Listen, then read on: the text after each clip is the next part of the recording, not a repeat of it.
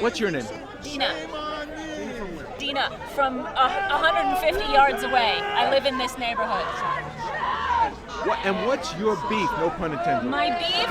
I guess you're a vegetarian. I am a vegetarian, but I actually don't think that has a huge amount to do with it. My biggest problem... Well, it does have something to do with it because you're against it.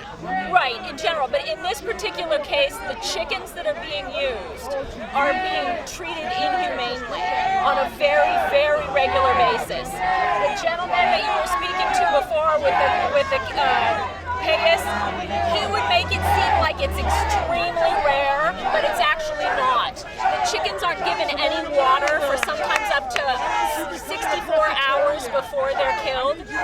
They're crammed, sometimes 15 in a cage. They're crammed in so tightly that they hurt themselves in an effort to get away. They break their limbs.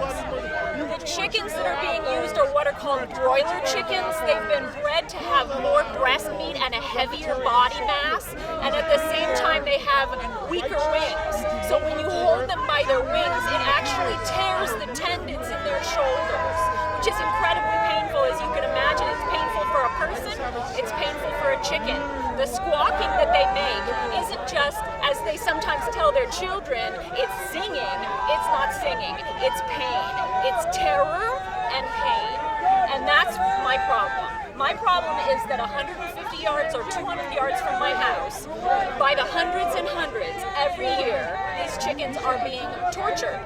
And it could easily just be switched out for money. And the fact that they cling to tradition that causes torture and pain of animals when they could just switch it out for money.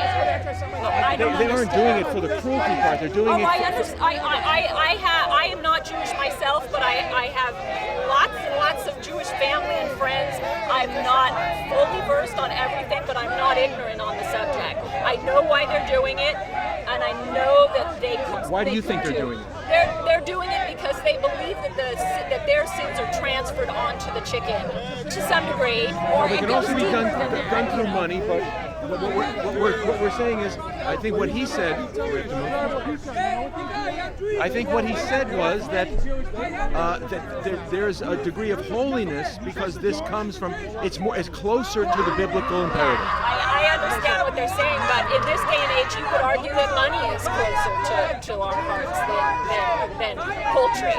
You know, the tradition was started in a time when livestock was actually used as money, right? And now we use money as money.